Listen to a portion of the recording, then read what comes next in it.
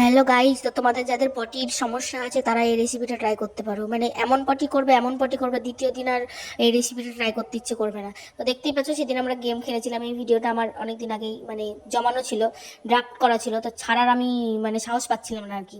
তো এই চিকেন পকোড়াটা বানিয়ে আমরা গেম খেলেছিলাম। তো তারপরে দেখে নিও, আমি করে রেখেছিলাম ভিডিওটা, কিন্তু ভিডিওটা এখনো পর্যন্ত ছাড়া হয়নি। তো আমি অ্যাটলিস্ট আজকে ভয়েস দিয়ে আমি এই ভিডিওটা ছাড়বো।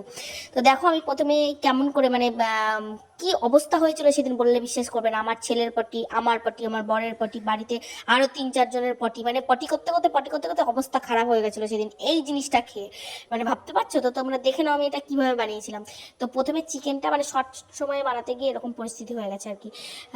তো তোমার প্রথমে যে দেখতেই পেলে, আলু আর চিকেনটা আমি প্রেসারে সিদ্ধ করে নিয়েছি, মানে সিটি দিয়ে নিয়েছি, কোনো মশলা নাই, পাতি নাই, কিচ্ছু নাই। আমি প্রেসারে সিদ্ধ করে নিয়েছিলাম পুরোটা।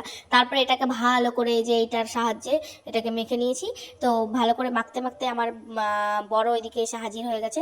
তো বললো আমি একটু হেল্প করবো নাকি? বললো হ্যাঁ অবশ্যই করো। তো এগুলো কাটাকুটি করে দিয়ে আমাকে দিয়ে দিল পেঁয়াজ কুচি, লঙ্কা কুচি। তো এগুলো আমি এর সাথে কেমন মিক্স করে নিলাম দেখো। মানে ভাবো রেসিপিটা, ভাবো মানে রেসিপিটা হয়তো খুব ভালো লাগবে, কিন্তু সত্যি কথা বলছি, আমি জানি না কিসের জন্য কি প্রবলেম হয়েছিল। তো এত পটি করতে করতে আর কি হাঁপিয়ে গেছি, সবাই বাড়ির সবাই, মানে একজন দুজন বাদ দিয়ে মানে সবারই পটি হয়েছিল। তো প্রথমে যে হলুদ গুঁড়ো, লঙ্কা গুঁড়ো বলছি, ওই গরম মশলার গুঁড়ো, আর ওখানে দিয়েছিলাম বিরিয়ানি মশলা, মানে মানে বিভৎস টাইপের একটা, কি বলবো, তারপরে গোলমরিচের গুঁড়ো, এগুলো সমস্ত সব কিছু দিয়ে, গরম মশলা দিয়েছিলাম কিছুটা, চিকেন মশলা দিয়েছিলাম কিছুটা, দিয়ে এগুলো ভালোভাবে এই যে এটাকে মাখিয়ে নেব, মানে সুন্দর করে মাখিয়ে নিয়ে। আর আমার তো হাত, এই যে এটা মাখাতে গিয়ে লঙ্কা কুচি করা ছিল যেহেতু, আর আমার হাতে একটু এমনিতেই স্কিনের প্রবলেম, তারপরে আবার এত জ্বালা করছিল হাত, আমি বলে বোঝাতে পারবো না।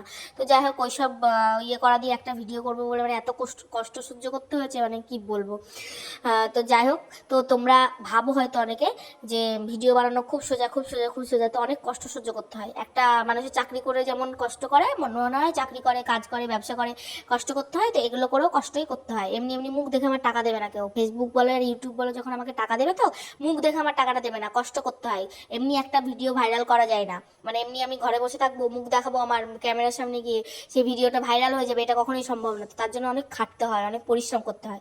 তো যাই হোক, আমার বর এখানে হেল্প করে দিচ্ছে আমার। এই যে বিস্কুটের, আমার তো মনে হয় এই যে বিস্কুটের গুঁড়োটা ছিল, এই বিস্কুটের গুঁড়োটাতে কোনো প্রবলেম ছিল, নাহলে এই প্রবলেমটা হতো না। তো ওগুলো বেসনে একবার দিয়ে, তারপরে তোমার বিস্কুটের গুঁড়ো দিয়ে এগুলো ভালো করে বল বল বল বল টাইপের করে নিয়ে দেখো দেখো ভেজে নিয়েছি এইভাবে।